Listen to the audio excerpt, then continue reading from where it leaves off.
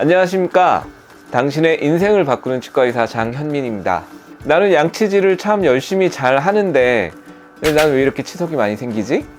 이런 생각을 가지는 분들의 의문을 풀어드리기 위해서 나왔습니다. 일단 치석이 어디에 가장 잘 생기시는지 아시나요? 거울을 들고 입을 크게 벌리고 아래 앞니 안쪽을 한번 살펴봐 보세요. 이렇게 입을 크게 벌리고 안쪽을 보셔야 됩니다. 이렇게 보면 노란색 뭔가가 치아 표면에 붙어 있는 게 보이실 겁니다. 이게 치석입니다. 치석이 가장 잘 생기는 곳은 아래 앞니 안쪽입니다. 그래서 이제 스케일링 하러 오시는 환자분들 있으실 때 저희가 제일 먼저 확인하는 데가 그쪽이죠.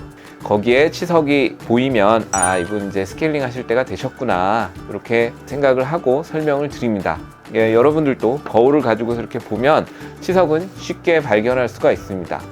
그럼 이 치석이 왜 생기는 걸까? 왜 개인차가 생기는 걸까를 설명하기 위해서는 먼저 치석이 생기는 원인에 대해서 알아봐야 됩니다. 치석을 만드는 거는 세균입니다. 우리 입안에는 항상 많은 종류의 많은 수의 세균들이 살고 있습니다. 물론 세균의 종류의 구성이나 숫자는 사람마다 다릅니다. 근데 어쨌든 치석을 만드는 건 세균입니다. 치석이 만들어지는 과정을 한번 살펴보면요, 먼저 아무것도 없는 치아 표면에 우리 몸에서 있는 타액, 즉 침 내에 있는, 침 속에 있는 단백질이 치아 표면에 붙습니다. 그리고 그 단백질에 붙는 세균들이 단백질을 매개로 해서 치아 표면에 붙게 되는 거죠. 그리고 나서 타액 속에 있는 칼슘과 인성분을 이용을 해서 치석을 만들어내게 됩니다. 치석은 세균들이 만든 자기 집 같은 거라고 생각하면 됩니다. 세균이 만든 집이라고 하는 비유는 되게 저는 적절한 것 같은데요. 왜 그러냐면 일단 치석이 만들어지게 돼서 집을 만들게 되면 여기에 더 많은 세균들이 붙어서 살 수 있게 되고요. 그리고 다른 종류, 그러니까 치아에 직접적으로 부착할 수 없는 세균들이 치석을 통해서 또 부착을 하게 됩니다. 그렇게 되면 세균의 종류도 늘어나게 되고 세균의 수도 늘어나게 됩니다. 그렇게 되면 입냄새가 나게 되는 거죠. 그래서 스케일링을 하게 되면 입냄새가 좀 사라지게 되는 겁니다. 그러면 도대체 왜 사람마다 이런 치석이 생기는 게 차이가 날까요? 어떤 사람은 열심히 양치질도 하고 치과에도 열심히 가서 치석을 제거하는데, 어떤 사람은 몇 년 만에 치과에 가는 데다가 양치질도 열심히 안 하는 것 같은데 치석이 별로 안 생겼다고 합니다. 억울하죠. 그럼 이런 억울함은 어떻게 풀어야 될까요? 사실 입안에 있는 세균의 종류와 타액 내 단백질의 구성, 그리고 타액 내 칼슘과 인의 성분의 차이는 사람마다 좀 차이가 있습니다. 그래서 이런 차이 때문에 어떤 사람은 치석이 정말 잘 생기고요, 어떤 사람은 치석이 별로 잘 생기지 않습니다. 그리고 치석의 양상도 조금씩 다른데요, 어떤 사람 치석은 되게 좀 무른 치석, 그러니까 쉽게 치아에서 떨어져 나오는 치석이 있는 반면에 어떤 치석은 또 되게 단단해서 잘 부서지지 않는 치석도 있습니다. 이런 개인 차이는 사실 엄밀하게 얘기하면 타고난 차이, 선천적인 차이라고 할 수 있습니다.